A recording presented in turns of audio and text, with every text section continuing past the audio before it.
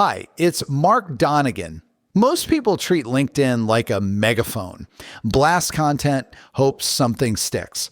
But the best performing posts start with one thing: knowing your audience's fears, frustrations, and wants. That's the old school copywriting. I've built content systems for B2B companies using this principle for years. Now, here's the conversation Tim and I had about making it work.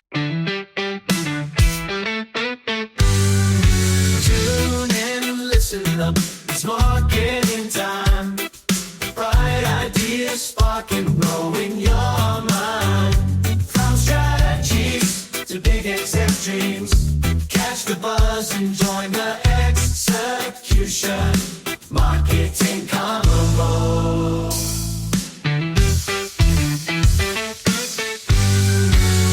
Welcome to the Marketing Execution Podcast. This is the show for tech founders and leaders building B2B products and technologies. We show you how to go further, faster to get the business results you need. From strategies to big exec dreams, catch the buzz and join the execution. Marketing Convo.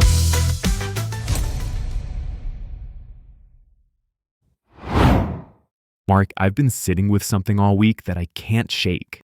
You know how we're always telling founders to just post more, create more content, and yet most of them are staring at a blank screen wondering what the heck to even say. Now, I know that feeling. I've seen it 100 times. Founders who are brilliant at building products but completely freeze when it comes to writing a LinkedIn post. Right? So I came across this framework that actually blew my mind a little bit. It's called the LinkedIn Content Engine, and it borrows from, get this, Golden Age copywriting principle. Okay, now you've got my attention because most content advice these days is just noise. But the old school copywriters, they understood human psychology in a way that still works today. Exactly what I thought. So walk me through it. What's the core idea here? Okay, so it's a 3-step prompt system, and the first step is what really got me. Instead of starting with what you want to say, you start with your audience's pain. Yes, this is fundamental. And I'll be honest, most founders skip this entirely. They jump straight to talking about their product or their expertise. But the best content, it starts with empathy. So how does this actually work in practice? Well, the system breaks down audience pain into 4 categories. You identify 3 fears, 3 frustrations, 3 wants, and 3 aspirations. That gives you 12 different entry points for content. 12? That's basically a month of content ideas right there. More than that, because each of those 12 problems can be approached from like 13 different angles. You can ask a question about it. You can share a story. You can break a belief. You can present shocking data. Wait, so you're saying one fear times 13 angles is 13 pieces of content from one problem. Multiply that by 12 problems, and you've got over 150 content ideas from one brainstorming session. that changes things. And here's what I love about this approach. The prompt specifically asks for language that sounds like you'd hear in a survey or conversation with a friend. Those real words that people actually use. I'm just wondering though, why does that matter so much? Because when someone scrolls LinkedIn and sees their exact frustration written in their own words, they stop. They feel seen. And that is when you've earned their attention. So step 1 is pain identification. What's step 2? Step 2 is idea generation. And this is where the 13 angles come in.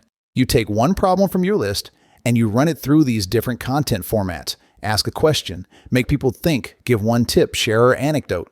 These sound like classic copywriting hooks. They are. Compare 2 things, share an observation, teach something, break a belief, go against the grain, point out the difference between today and the future, present shocking facts. I love the break a belief one. That feels very contrarian. It's powerful. You know, there's this founder who built their entire personal brand on belief-breaking posts. Every single post challenged something people assumed was true. Their engagement went through the roof because people couldn't help but react. That's crazy. Okay, so now I've got my pain points, I've got my angles. What's step 3? Step 3 is the actual writing.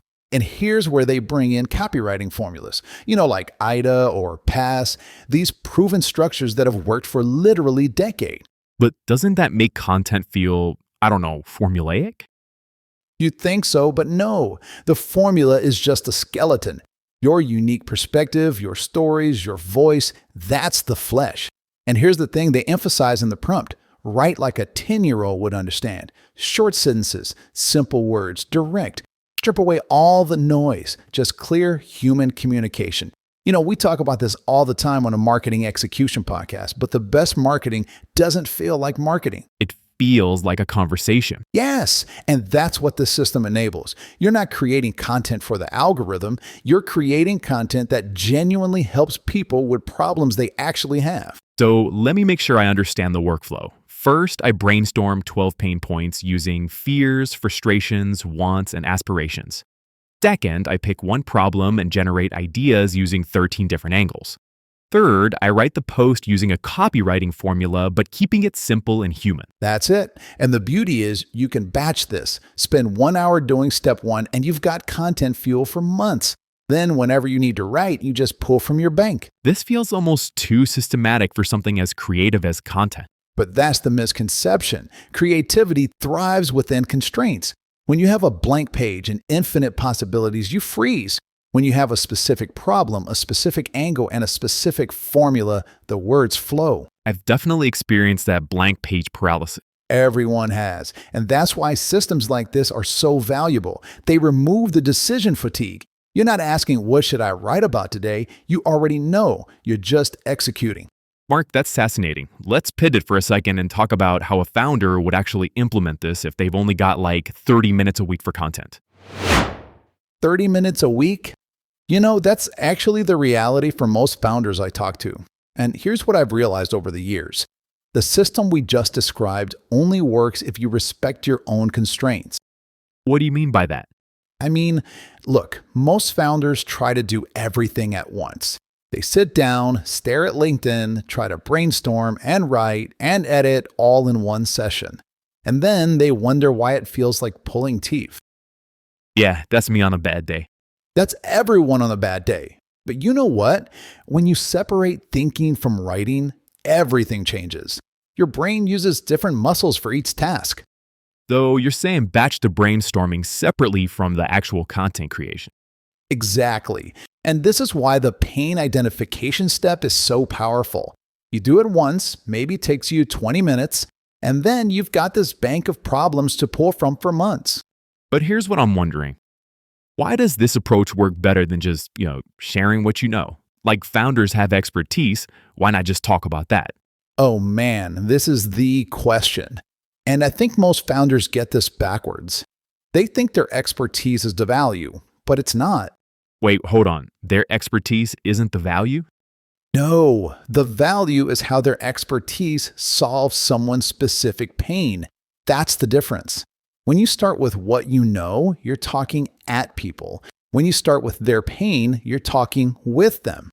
Wow, that's a subtle distinction, but it changes everything. It really does. I know the founder who spent 6 months posting about their technical achievements. 0 engagement. Then they flipped it, started each post with a frustration their customers actually expressed. Same expertise, completely different results. Because people saw themselves in the content.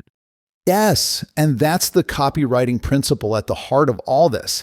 The old school guys called it entering the conversation already happening in your prospect's mind. I love that phrase. It's not about starting a new conversation. Right. Your audience is already thinking about their problems. They're lying awake at night worrying about stuff. Your job isn't to introduce new topics, it's to show up in the middle of what they're already wrestling with. Okay, but here's my pushback. Doesn't this feel manipulative, like you're just pressing pain buttons to get attention? I get why you'd ask that, and honestly, it can be manipulative if you're just exploiting pain without offering real help. But that's not what we're talking about here. So what's the difference? Intent. When you identify someone's fear or frustration, you're not doing it to make them feel worse, you're doing it so you can genuinely help them. The content should leave people better off before they read it. So it's like the pain is the entry point, right? That's it. The pain gets attention. The value keeps trust. And over time, that trust becomes the foundation of everything else. Your brand, your sales, your community. This connects to something we talk about a lot on this show, the difference between short-term tactics and long-term positioning. And this system does both. In the short term, you get engagement because you're speaking to real problems. In the long term, you build authority because you're consistently helpful. It compounds. All right, Mark, this has been incredibly helpful for understanding why this approach works. But I want to get really practical. Let's walk through exactly how someone would sit down and execute this step by step from blank page to published post.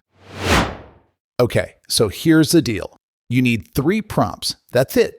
3 prompts and you've got a content engine that runs itself. 3 prompts. I like simple. Right? So prompt 1 is your pain bank. You sit down and you tell the AI your topic. Could be SaaS sales, could be yoga instruction, whatever you do. And then what happened? You ask it to give you 12 problems. But here's the key. You break them into 4 categories. 3 fears, 3 frustrations, 3 wants, 3 aspirations. Wait, why those 4 specifically? Because they cover the full emotional spectrum. Fears are what keeps people up at night. Frustrations are the daily annoyances. Wants are the immediate desires. And aspirations, those are the big dreams.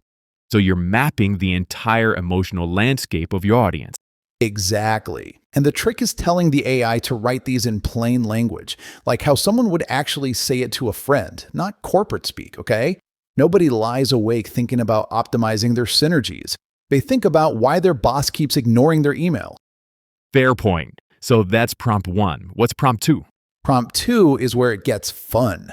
You take one of those 12 problems and you generate content angles, 13 different types of posts. Ask a question, share a tip, tell a story, make an analogy, compare 2 things, break a common belief. The list goes on. So if I have 12 problems and 13 angles each, that's over 100 post ideas.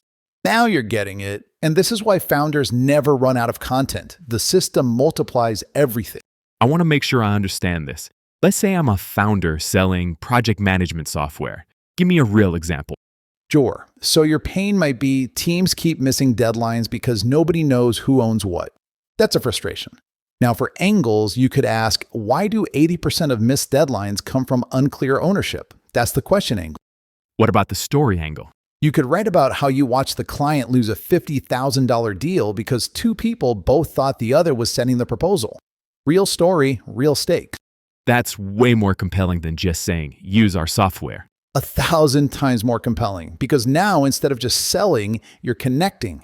Okay, so we've got the pain bank, we've got the angles. What's prompt 3? Prompt 3. 3 writes the actual post. You feed it the topic, the problem, the angle, and then you give it a formula to follow.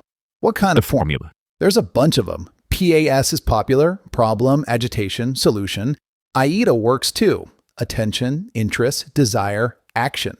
The formula gives structure so your post doesn't ramble. And you tell the AI to write like a human. This reminds me of how Notion built their early audience. They didn't talk about features, right? They shared how teams actually worked better. Perfect example. And look at Gong. They post customer conversation data constantly. Real problems, real numbers. That's why their content gets shared like crazy. So for someone starting today, what's the actual workflow? Like sit down on Monday and do what? 20 minutes. Run prompt 1, get your 12 pains. Save them somewhere. That's your bank for the next 3 months. And then each week, pick 1 pain. Run prompt 2, get your angles. Pick the one that feels right. Finally, you run prompt 3. Edit for 5 minutes, post. That's maybe 30 minutes total per post.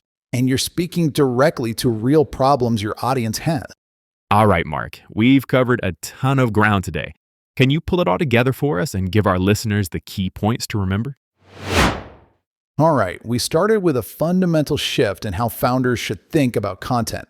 Stop asking, what should I post? And start asking, what problems can I solve? The LinkedIn content engine gives you a system to do exactly that.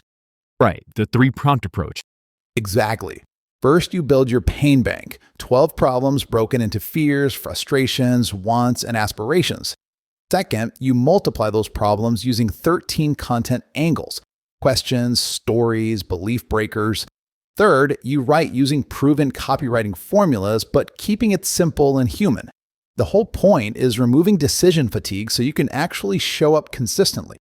Mark, after everything we've covered today, what's the one thing you really hope people don't forget? Your audience doesn't care about your expertise. They care about their problems.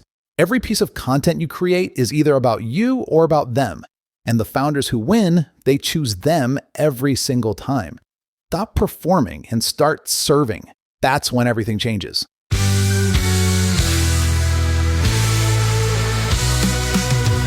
The Marketing Execution Podcast is produced by Growth Stage Marketing. We are on a mission to see your company reach wild success using marketing pods. Too big, accept dreams. Catch the buzz and join the execution. Marketing Convo. Thank you for listening and being a part of the marketing execution movement and community. To learn how growth stage marketing clients reach more buyers and drive business impact, go to growthstage.marketing. That's growthstage.marketing.